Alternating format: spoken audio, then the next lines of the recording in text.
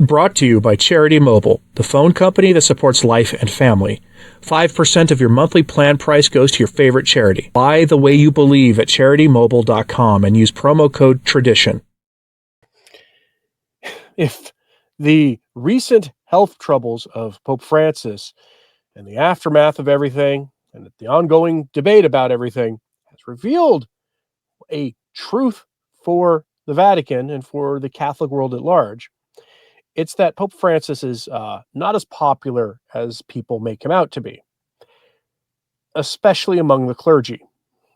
We're used to figures in front of cameras and microphones or on Twitter and Facebook and other places saying having some pretty hot takes about Pope Francis, the things he's doing to the church, his alleged reforms, the way he has this odd habit of hiding men accused of some really nasty sins of the flesh, and a whole host of other things, including heresies. We're used to laymen saying that stuff. We're even used to the occasional bishop saying things and then getting punished by Rome rather swiftly for it. We're even implying things and then getting punished swiftly for it. But something happened during Francis's recent hospital issues. And the Vatican is not taking it well, to put it mildly. The Vatican has come to grips with the very real fact that the clergy don't like him. At least a lot of them don't. This is part of a larger trend. First, the larger trend is younger clergy are more conservative than their older clergy counterparts are. We covered this in a recent story. The bishops or priests in the United States and other places were asked if they would perform a James Martin parody of holy matrimony ceremony if the church would allow it. Younger priests almost all said no, they would not. Older priests, ones ordained in the 70s and the 80s, quite a large percentage of them said yes, they would. Shows you a generational difference in their attitude. The older priests tend to be more like Francis in their willingness to play fast and loose with Catholic moral theology, even though Francis has himself said that the actual ceremony, an actual sacramental ceremony, is not permitted. He also wrote Amoris Laetitia, which he plays and Fiducia Supplicans, both of which play extraordinarily fast and loose with morality of the Catholic Church. But then his hospital stay happened, and you started seeing clergy online saying all sorts of things. And this is partially a reflection of another trend we've seen. The other facet of this, as I hinted before, you may remember that in Italy, it seems like every week or two, a priest was stepping forward, declaring that he did not recognize Francis as being Pope because he did not think Francis was even Catholic, or that Benedict XVI did not validly resign the papacy, or whatever the other reasons. There's no shortage of them for reasons why people harbor doubts about the validity of Pope Francis. And then he went to the hospital, and that talk stopped because it was kind of grotesque to keep laying attacks and attacks and attacks on the man when he was, potentially at death's door. I expect you'll start seeing more of these kind of things come out sooner or later. And the Vatican isn't happy about this, and they're pushing back already. So we go to Info Vaticana for this headline. Cardinal Arizmendi. There has even been no shortage of clerics who ask God for the end of this Pope's ministry. Praying for someone's death is a dicey thing. Morally speaking, it is permitted, depending. You better be ironclad certain that who you are asking for God to remove from this mortal coil, you better be ironclad in your certitude that they are a heretic or a grave threat to the church or some grave threat to humanity or whatever the reason is. Praying for that person to then go to the fires of eternal perdition forever, that is not permitted for a Catholic. That is not permitted at all. It's a mortal sin. God wants the salvation of every soul. He respects our free will to reject him.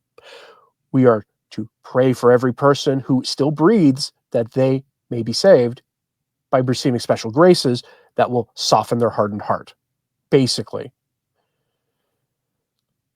But it's still kind of dicey if you recognize Francis as Pope to then ask God to remove him from this mortal coil. You're getting into some moral gray area at that point, and you had better have your motives perfectly discerned for this.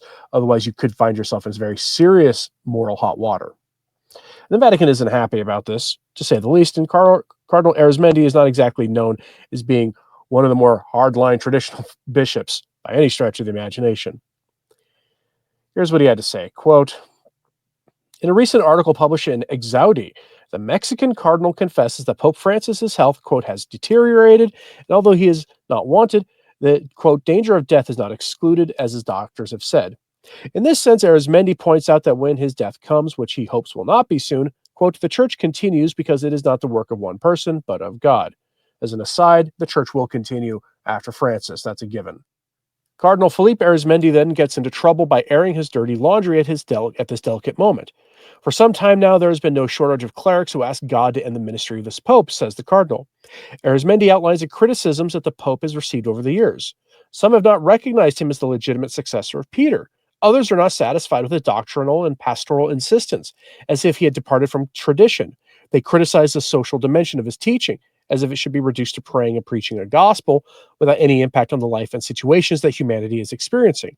They're not satisfied with the fact that he gives more space to women in key positions of pastoral government, that he insists on merciful and liberating love for the poor, that he's concerned about the care of the common home, that he is open to other religions and religious traditions, that he promotes ecclesial synodality, etc. Many of these critics have not accepted the renewal promoted since the Second Vatican Council either. Philippe Arizmendi stresses that, quote, criticism of popes is nothing new, and reviews the criticisms that these pontiffs received most often from Pius XII to Benedict XVI. For the Mexican cardinal, these critics have a very limited vision, and some do not know the depth and timeliness of the teaching of these popes, nor of their way of being and acting. On the other hand, he confesses that he had a certain mistrust when Francis was elected pope in 2013, quote, because I knew some details of his personality, a bit dry, distant, and reserved, things that his ministry made him change completely, quote. Well, the reason Francis gets so much pushback is because it's not that hard to demonstrate that the man has preached heresy. He has. The idea that synodality is the true orientation of the church is on its face nonsensical. His attacks on the liturgy, is playing fast and loose with Catholic morality, or even saying one thing in documents where he upholds the church's teaching, and then openly ordering the church to violate the church's teaching in its pastoral practice. All of those things lend themselves to people challenging Francis and his authority, and frankly, makes it likely that people will express their doubts about the validity of his papacy. It's just going to happen. As well as some of the problems with Benedict XVI's wording, at the very least, problems with his wording in his resignation from the papacy. The way he worded his resignation letter has led itself to some very credible questioning about the validity of it. Credible because the arguments are pretty solid. That doesn't mean they're correct, but at least there's logic to them, and nobody bothers to engage with it. They just dismiss the claims. People should not be surprised. Cardinals should not be surprised when, in this time of doctrinal ambiguity and this time of moral chaos, you have someone sitting on the throne of Peter fanning the flames of that chaos, that you're going to get clergy as well as laity pushing back. Again, remember that in Italy, Francis is the head of the bishops in Italy, and not just in that because he's Pope way, but in general, he's the head of their bishops. He has actually a cardinal or archbishop who runs those dioceses essentially for him, runs Italy for him. But he is the head of the church in Italy. And in Italy, you have, on a fairly regular basis, priest after priest after priest publicly saying they don't believe Francis is Pope for various reasons. They should take this seriously instead of being dismissive. Cardinal Arizmendi's critiques there were leveled against traditionally minded Catholics. And I use the term traditionally minded as an umbrella term to cover anybody who has the Catholic faith or wants the actual Catholic faith taught, regardless of our liturgical differences and other things. That we believe things, or we try our very best to believe things and live the way Catholics are expected to have lived and would have lived before the chaos years after and during Vatican II, and especially before Francis.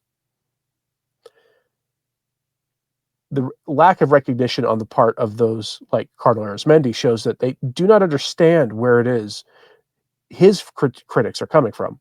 And it would probably behoove them to take just a moment and actually consider what it is that those of us who have problems with things going on in the church have to say, especially those priests who stand up knowing full well that, well, they're going to be canceled and quote unquote excommunicated for objecting to the things Francis does to the church when they declare that he is no longer Pope. Not taking it seriously, not taking those critiques seriously, will only keep this going.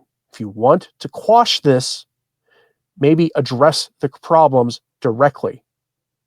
If these things are actually Catholic, prove it. But they won't. I'm curious what you have to say about all this. Let me know in the comments. Are you surprised to see Cardinal Arismendi speaking out about this? I'm curious what your thoughts are. Let me know in the comments, please. And like and subscribe if you haven't. It does help. So does sharing this on social media. That helps too. And please pray for Francis and Cardinal Arismendi. Not trying to fan the flames of anger and malice against them. Pray for them, because the first law of the church is the salvation of souls, theirs as well as our own. And always pray for the church. I'm Anthony Stine. Ave Maria.